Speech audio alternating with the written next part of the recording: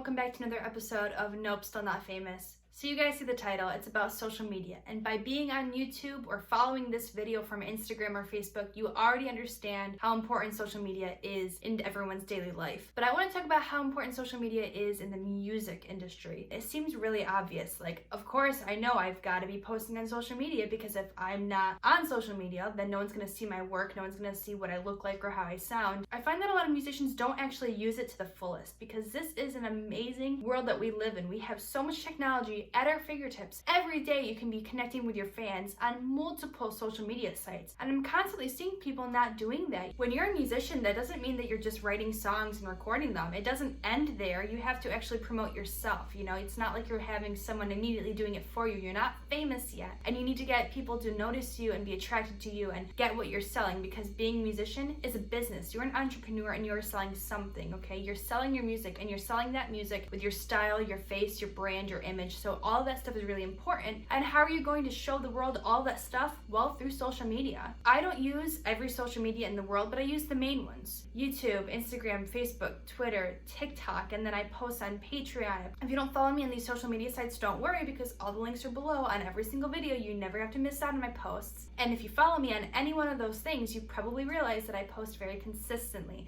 I post every day at noon, and I post every Friday on YouTube at midnight. So consistency is really important, and I think I've mentioned that before. You want your fans to be excited. Every day I go on at this time, I'm bound to see something from this artist. Or every single Saturday morning when I wake up, I know I'm going to see this new video from Lexxi Raine. So consistency is really important. And I've also said this before in a previous video, you need to make that connection with your fans. When a fan is commenting on your post, they're probably hoping that you're going to respond, you know? So for local artists, when I go on their YouTube videos or I go on their Facebook, I see a ton of unanswered comments. And I'm not just talking about within the last day or two. Like months ago, people said, "I love your music video. This is amazing. I can't wait to see you play again. I can't wait to hear your next music." No comment, no little heart. And that really sucks, because that fan was hoping that you were going to respond to them, and they want to feel like you have a personal connection with them. So on Instagram, I have my photos go directly to Facebook too, because I know that a lot of people, especially the older generation, doesn't have Instagram. So if I post a cute selfie or an album cover, I'm also going to have it automatically post to Facebook too. And there are many fans who like it on both platforms. But you know what? I make sure to respond on every single comment. I don't care if you post it on Instagram, Facebook, and Twitter, and you said the same thing. I'm going to respond, because that is forming a personal connection. That is networking, because the more people who feel a connection to you on YouTube, Instagram, Facebook, Twitter, they're going to follow you, and they're going to be excited the next time you post, and they're going to be the first ones to know about the new stuff that you make. They're going to be the ones who are sharing it. You want to stay relevant, because if you go off the grid for 3 months, people are going to forget you. I really try hard to post every day. I try not to post like 2 selfies in a row, because I don't want to be taking up too much of your timeline. And personally, I only post once a day. If there's something really important, like if I'm on 2 different podcasts that release the same day, I'll post twice. 12 p.m. to 1 p.m. is usually when people are on their work break, and also 5 p.m. is when people get out. So that's why I choose those times for myself. It's going to be different for everyone depending on where you live and where your fan base is. I have never paid for followers. I know I get DMs in my Instagram or on Facebook like, "Hey, we like your account. Pay $5, we'll get you 1,000 fans." I've never done that, because first of all, I've read so many terrible reviews that if you do that and that platform finds out, they'll just block you. And I would be devastated if Instagram were like, "Okay, we just deleted your account." But also, they're not real fans, so you're just gonna get the followers, but then when you look at your pictures, you're gonna notice like that doesn't really match up. And then also you look really fake. So I suggest not buying followers. It's hard to get a big following. It's hard to get verified. I cannot get verified on Instagram until I've got 1,500 followers. And I try every month to get verified on Facebook, and for some reason they just won't let me, even though I've seen other people with a lot less likes get verified. So I'm trying to figure that out. Also, look at your analytics. Instagram has a whole section where it tells you what time of day your page gets looked at the most, what day of the week people like your videos the most. So if you look at the analytics for every single app, you can see exactly when you get the best viewage. When you learn from that, then you know exactly when to post, which is why I post my videos and my pictures at 5 o'clock or 12 p.m. And by looking at my analytics, I know that on Instagram,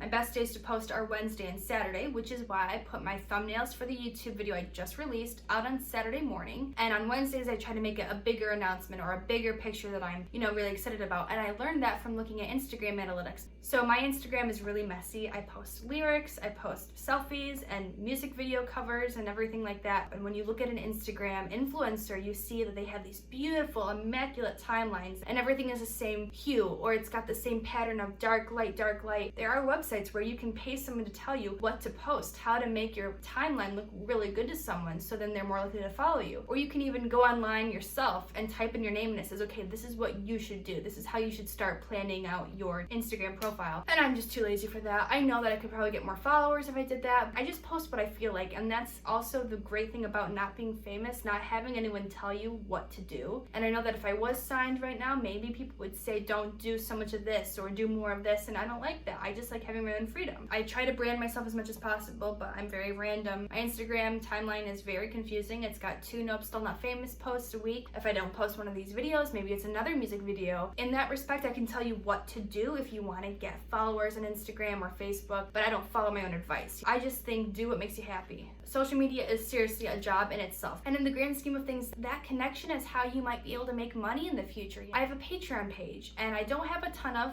subscribers to it, but the ones that I have made, it's because I made this personal connection with them. I commented on everything and now we're friends. We've made a friendship and now these people truly want me to do well in the music world. And that's the thing. If I just posted a music video and there were 17 comments and I didn't get back to anyone, well, the next video, maybe I'd only get 13 comments and the next video, 11 comments. So you have to reply to people because you want them to know that you notice. You want them to know that them commenting and sharing your stuff makes you happy, that you notice that they're helping you in your career. And I think that's really important because everyone wants validation. Of course, I want validation. I'm putting this YouTube video out, so hopefully you guys will comment what you thought, if it helped you. But you guys are posting that comment because you want validation that I read you, I heard you, and I noticed you. It's a back and forth, and networking is so important with your fan base. I do apologize that I'm not always very fast when it comes to answering your DMs or your comments. I will always get to them, but it's really hard, especially when I post on so many different platforms that I get comments on every single thing, and it's sometimes a lot, especially when I see all of them coming in at work or all at once the next day after I post a YouTube video. So just know that I will always get to you, and it means the world to me. Every single comment makes me so happy, and I really appreciate everything you guys help me do.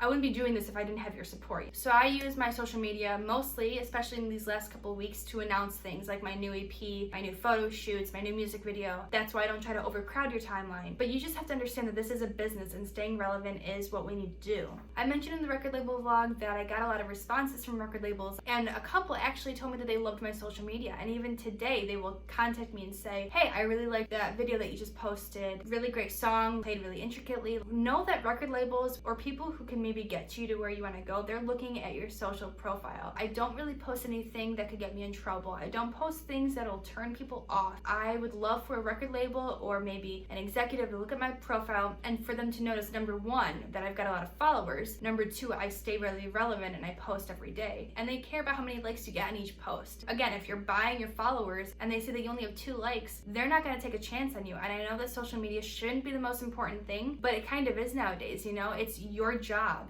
And it is a job to post every day, to stay relevant, to communicate with the fan base. I know that I say in these videos that this is really important to remember, but I mean it. And I'm only including the important things in these videos because this is truly something you have to get better at. I know it might be exhausting. Just take it step by step and you're gonna do just fine. So I hope you guys like this video. I hope you learned a lot. And if you have any other questions about what social media I use or how to look at your analytics on Instagram or Facebook or something, please let me know because I'm here to help. Like this video, tell me what you think. Subscribe to my channel if you don't already, and I will see you in the next episode of Nope Still Not Famous. So you guys have a great weekend, and I will probably see you tomorrow at noon on all social media platforms posting about this video. So bye.